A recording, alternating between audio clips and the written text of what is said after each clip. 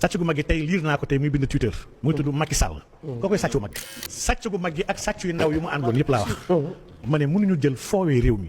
pasaree allu réew mi. ay jaar naa leen bu baax nañ leen dem dëgg ji Cheikh Omar Diagne après ñu ñëwaat léegi gars yi amul xaar dégloo leen ko ak xel bu baax a baax mu ngi feeñal sàcc yi par benn gars yi ñu dem. déclaration bi mënul dal te jàpp ñu sàcc gu mag gi. sàcc gu mag gi tey liir naa ko tey muy bind Twitter muy tudd Macky Sall. koo koy sàcc gu mag bi. jërëjëf Pape Maguette. sàcc gu mag gi ak sàcc yu ndaw yu mu àndoon yëpp laa wax. ma ne mënuñu jël foowee réew mi. pasaree allu réew mi. def ay xoolal tey ñuy wax waxu si cimenterie yeeg ni ñu mayee ay milliards ci ay impôts ay organes de presse lu nekk ñuy mayee ay milliards yi nga xam ne xaalis Sénégal la mel lu ñuy saboté lu ñuy jéem a yàq Sénégal. c'est que foofu laay waxee ni. di nga sàcc yi jóge fi maanaam le gang là qui a quitté le pouvoir ci 24 mars 2024 bi. gang bi dafa sàcc ay milliers de milliards. et que ñun urgence la ñu nangu ces milliers de milliards delloo ko dans les caisses publiques. ndax bu ñu nanguwul milliards yooyu ils vont l'utiliser sax di jéem a yàq dëkk bi. ndax ay saay-saay lañu. ay kaotistes lañu ay yàqkat lañu. donc aujourd'hui man je suis triste. su ma gisee dañuy fooy nu ci amee sañ-sañ. nekk ci benn position état di jël ay signature di bind ak di jël ay alal di ko jël di ko def sa poche mel ni yaa ko moom. parce que gëm nga ni man dara du ma ci fekk. lii c'est parce que dafa yàggu dafa musul am exemple moo tax. man gëm naa nag l'exemple va venir incha allah. de ce régime la responsabilité du maire. moom professeur.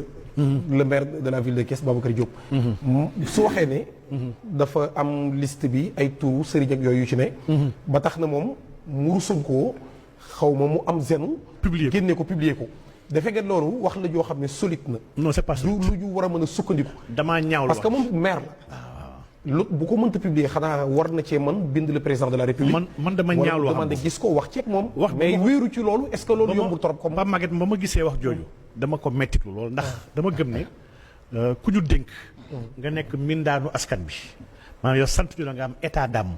ci la ka ñu war a gérer allu askan bi. yow kenn santu la nga ñàkk teggin kenn. kenn santu la nga wili pande wala nga toroxal kenn. mais dafay yell y a un droit à l'information yoo xam ne contribuable bi daf ko am. ci naka la ñuy yoree alalam moo xam kees yi la moo xam le patrimoine de l'État ak suuf yi nga xam ne dafa nekk dans le domaine national. ñun ñëpp ñu bokk ko. donc man vraiment Pape Maguette j'étais gêné et chaque fois yàggoon naa wax ne naa la mafia dans ce pays c'est une mafia politique. c'est des politiciens qui prennent en otage ce pays soo gisee liste bi nga gis ay politiciens nga ciy gis ay 10 hectares ak 15 hectares ak 20 hectares. y a une mafia religieuse bi nga xam ne qui est là dans ce pays. ay marabu yi nga xam ne dañoo am sant man marabu sax laay wooyu mooy sëriñ. dañoo am santu sëriñ. waaye amuñu doxalinu sëriñ. et c'est une mafia bi nga xam ne qui fait mal à cet état là. y a une mafia intellectuelle qui est là. une mafia affairiste. une mafia internationale ay tubaab yi nga xam ne ñi nga juróom yi. dañoo jël en otage dëkk bi depuis ay décennies. ils organisent le non-développement de ce pays. Ils organisent la pauvreté dans ce pays. Madame, ils sont en train d'organiser la prédation des ressources de ce pays. Et surtout la paupérisation du Sénégal. Man gëm naa ni tout talent bu ñu am. delloo Sénégal ci benn orbite bu koy yóbbu dans le développement. Ce sera de faire une rupture par rapport à ça et le président. est très conscient de ces questions-là. lii lu muy waxtaan suba ak ngoon la man su ma gisee gars yi naan bëggul dóor ak nangam damay nekkoon xamuñu bu baax président. nit la bi nga xam ne man gëm naa ni. njabootam moom ci woom wala ay nitam moom bu amee kenn ku def naka sudul noonu ci yoon karwaasam naal dal ndax même boppam moom bàyyiwul boppam dans sa vision et sa perception de la chose man wax dëgg yàlla gëm naa ni tout va se faire étape après étape li mi fi wax léegi dëgg la prise de décision Mamadou Ibrahima la prise de décision processus la dafa am effet d'annonce bi nga xam ne war nga ko wax askan bi ñu xam fan la ñu jëm. loolu dina mën a éviter yàqamti geeg wax ju bëri jeeg ak jaxase gi ndax dañu xam ne lii moo xew fii la ñu jëm ni ñu ko fas yéene defee. maanaam transparence boobu mooy dimbali sax askan bi. ba réew bi mën a dal. et moom il est dans cette logique là. de faire étape après étape. et wax dëgg yàlla dañoo toog jamono bee di waxtaan ak ay xarit mën leen mais. président soo xoolee pourtant un mois la doo ko def semaine bi mais dañoo yaakaar ne ay at la fi def tellement que sénégalais ñoo yàqamti mbir yi jub jaar yoon dañ koy xaar ci lu bëri bëri ndax dañoo yàgg toog di muñ di naan février le 25 février le Sénégal sera libéré saay boobu nekkoon fii palais pousse 25 février bi sénégalais jàqarewaat naan kañ la ñuy libéré wu donc aujourd'hui kon à temps incha allah tout sera fait mais man gëm naa ni delloo àllu askan bi ci biir gafak Sénégal. loolu pilote la bi nga xam ne ci ay weer yu néew. dañu gis ni dëggantaan. liggéey boobu instant am na yoo xam ne tàmbali na ci. rapport yi nga xam ne jël décision dafay génnee lépp. def ko dans l'air am na lu mu ci namm te am na fu mu ci nar a dem. man jàpp naa ne avec la patience et l'organisation.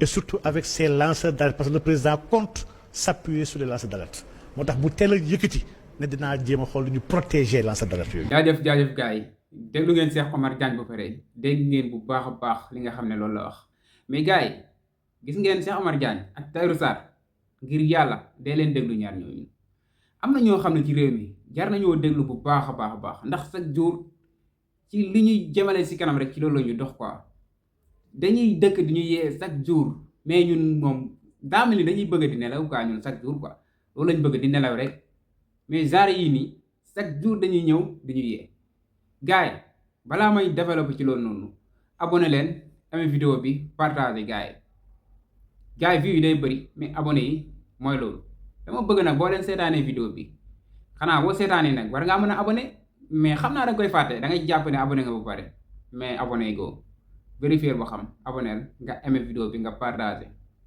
Cheikh Omar Diagne dafa nekk borom xam-xam boo xam ne dafa dajale genre xam-xam yu bëri la dajale quoi moom dafa maîtriser lu bëri moom jàng na alxuraan dëkk yu mag dem na fa jàng ci alxuraan dégg arabe dégg français dégg anglais jàng na français professeur la te ci sëriñu daara la kon xam nga ne kooku noonu moom du yomb a nax quoi du yomb a nax te dafay ñor moo tax lépp lu mu leen wax rek tey leen si baaraam xam ne li mu leen wax virgule du ci dañ Cheikh Omar Diagne mii nii dëgg rek lay wax lu mu wax xamal ne fu leer la ko teg gars yi mook Tahirou Sarr moom kontaan naa si ñoom trop ndax liggéey bu am solo bi nga xam ne ñoo ngi koy liggéey ñoom nag dañuy wax ci Macky Sall ak ñi nga xam ne ñoo àndoon ak Macky Sall loolu tamit dafa jar gars yi leeral loolu quoi man loolu laay yàgg di wax dafa jot gars yi leeral loolu noonu li fi xew depuis boobu ba léegi nii ak sàcc yi nga xam ne Sénégal yi yëpp xam nañ ne nit ñi ay sàcc lañ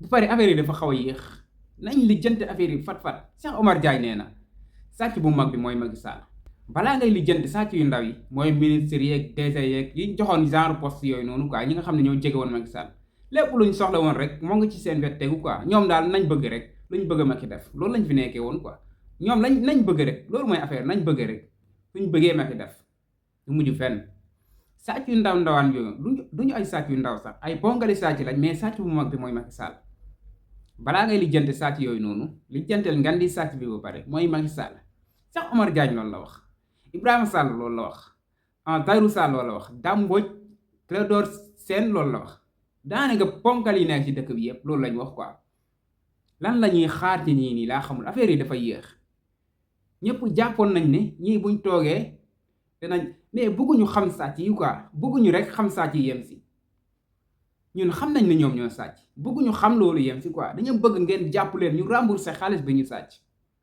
wala ñu ngeen tëj leen ci kaso bi ñoo xam ne ñii ñoo sàcc suñu xaalis ñoo ngi nii jàpp nañ leen xam nañ ne ñoom ñoo ngi ci biir rapport yi bu pare xam nañ loolu mais après xaar bi dafa yàgg quoi ñoo ngi xaar boobu ba léegi donte am na ñoo xam ne daw nañ nag ñoom Farba Ngom daw nañ Mame Mbaye Niang ñu ci bëri daw nañ Macky Sall moo njëkk a daw sàcc bu mag bi moo njëkk a daw dañ ko gañe ci suba sax xawma ci ginnaaw suba sa mu daw muy daw du toogul ci réew mi 24 heures sax daanaka après mu jël ay bagage am yóbbu na ay doomam yóbbu ay njabootam foofu noonu Maroc toog fa ana ñi mu doon puus ci tuuxi duna yi di leen defloo ñuy def ana ñooñu noonu est-ce que ñooñu mën nañ génn réew mi tey ñooñu noonu ñoo ci biir réew mi Macky Sall dem na bàyyi leen après ñoom nag bu ñuy jàpp ñoom la ñuy jàpp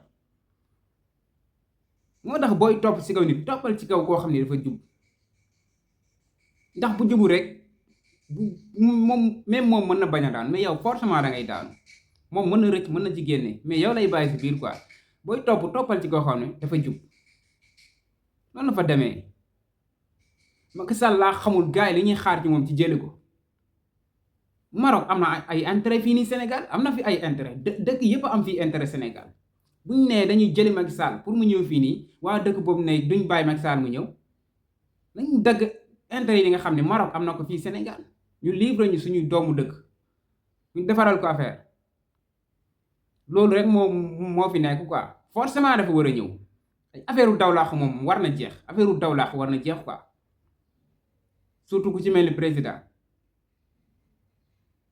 dawlaaxu yooyu moo lan bu bëggee mu ñëw day ñëw forcément day ñëw beneen dëkk mënu ko téye ndax ñëpp a am intérêt Sénégal da ngeen koy bàyyi mu ñëw mbaa li ngeen fi wut ñu dagg suñu diggante ak yéen mu jeex quoi ndax Macky Sall boobu na xaalisu dëkk bi yépp yóbbu xaaj bi mu jox ko ay nitam xaaj bi mu yóbbu tëdd si nag instant moo ñu noos de instant moo ngi si jaamam di noos mais ab bàyyi Sénégal yi fii quoi ñuy souffrir mu yóbbu xaalis Sénégal yépp ñu ne waaw dañuy maslaa waaw affaire yooyu noonu dañuy bañ mu ñaaw affaire yooyu noonu dañuy bañ mu niroo ne dañuy fayu non fayu leen ba mu neex leen yéen defoo leen dara ñu teg leen coono bu mel nii ñi nga xam ne ñoo def nag lu ñu leen war a def kon affaire yi nay leer ñëpp teg ci seen bët xam ne ñii ñooy sàcc yi moo tax Cheikh Omar Diagne ak Tahirou Sarr Dame Mbodj Clédor Sène ak ñu bëri ñoo leen di remercier bu baax a baax ci liggéey bi nga xam ne ñoo ngi koy def di jàppale président Bassirou Diomaye Faye ak premier ministre Ousmane Sonko gars yi ñoo ngi def liggéey bu am solo li ci tegu rek mooy teg leen loxo ñu fay wala ñu tëj leen ci kaso bi affaire yi jeex gars yi maa leen di jaajëfal bu baax a baax vidéo bi foofu la yem